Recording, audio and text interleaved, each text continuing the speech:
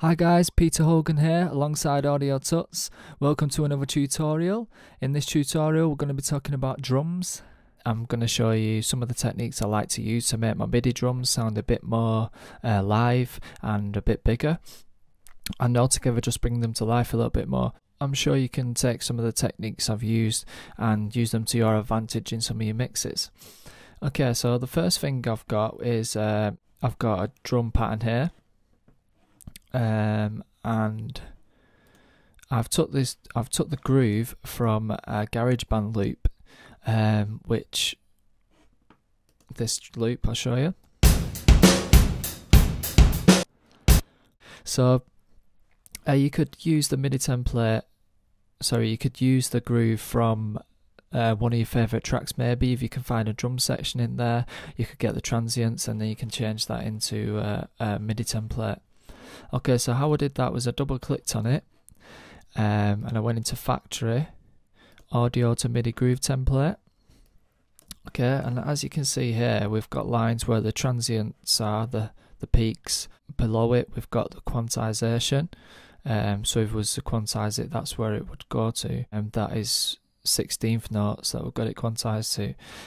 So if you just follow the presets that I've got set here, then I'm sure you can get a pretty realistic result. Obviously, if you had a more complex pattern with more peaks and troughs, all you would do is the granulation. You would change this.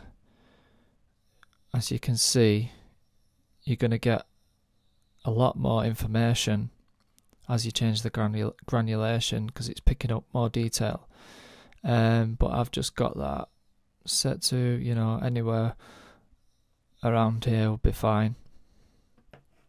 Okay, so then what I did was you just click on your MIDI track and click use, and there you have your template. Obviously it's not all set out for you because you'll have to move the notes onto the sounds you want. It's got the velocities as well, the volumes of the playing, so that's pretty good as well. Okay, so I've already done that and I ended up with this. Okay, let's listen to how that sounds. That's just a basic rock drum kit from the XS24 in Logic, and this is the result I've got. This is at the stage I'm at.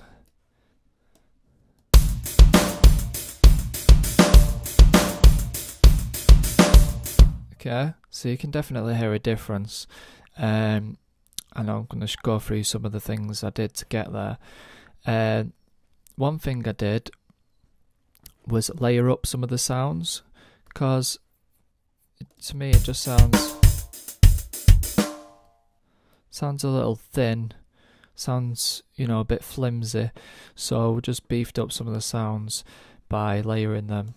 As you can see here, sorry, the snare and the hi-hats I've layered in that one, and I've got my kick, snare and more hats in that one, so together it sounds a lot better. Okay, another thing I did was I've recorded the room. So what I did was once I've got a sound I like with the drums, you know,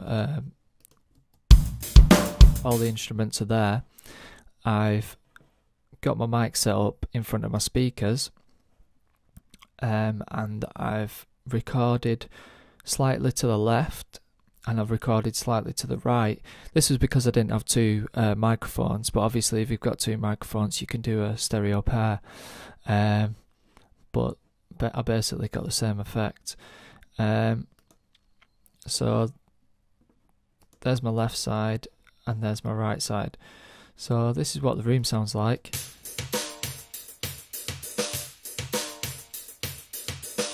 Okay, I'll show you the drums without the room.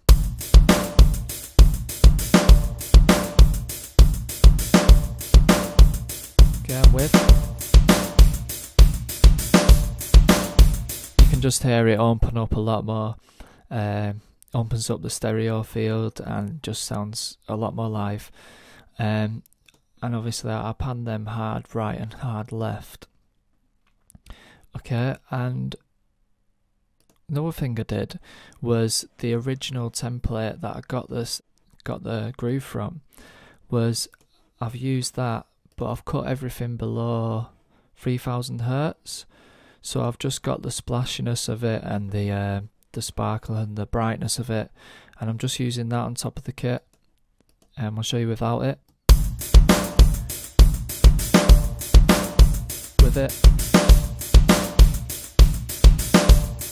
again, it just adds a little bit more depth to it, a little bit more brightness, and brings it a little bit more to life, and adds that air on top. So another thing I did was I wanted to add a bit more beef to the kick, and I did that by adding a 40 hertz triangle wave, and you could tune that to whatever frequency you want, but 40 hertz sounds pretty good. Obviously you could just adjust that a little bit to whatever key your song is in. You know, maybe it'd sound good if you matched it with the key of the song. I'll just show you without it.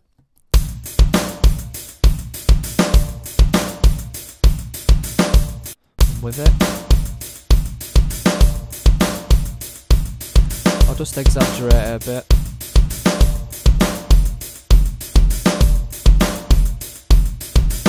Okay, so you can hear it's just beefing it up a little bit at the bottom. You'll only be able to hear that if you've got some good speakers that can produce low end frequencies. You won't be able to hear it on your laptop, obviously. Another thing I did was just add a bit of top end to the kick, just a little bit more punch, a little bit of click, and I did that by adding, I'll show you what the end result, as you can hear it sounds pretty crappy, but in the mix it just adds a bit more punch to the kick, a bit more in your face. Show you without it.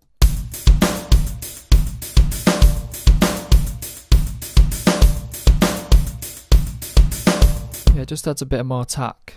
That's the word I wanted. Attack. Yeah. And I've got a compressor on it, and I'm just smashing it basically. And I've just got the attack right back, so I'm just letting the very beginning of the transient through, just the attack of it basically. Also, I'm cutting off below 60 hertz because I don't want it. I've already got all that information in the other kick, and the sub, etc. So I don't need any of that information. I just want above there. So another thing you might be aware of is parallel compression. For those who don't know, it's basically taking the original audio, copying it and compressing the hell out of it. And I've did this using the CLA2A. You could use any compressor for this, but this is pretty good for just annihilating the transients, and that's what we're aiming to do, because we want to get the as you can see, you've got the loud bits and you've got the quiet bits. You want to bring out the quiet bits a bit more, just to give it an impression of it being a bit more in your face, being a bit louder. Okay, so let's have a listen to it without it.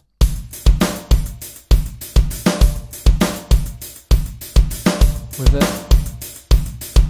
Okay, it's very, very subtle.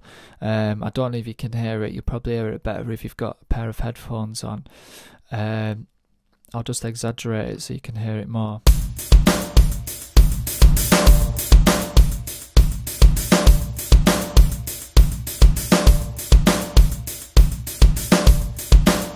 Okay, so I'm just, it's like a kind of subliminal sound in the background. Just, you know, sometimes you don't have to hear a huge difference. It's just the subtle differences that make a big difference.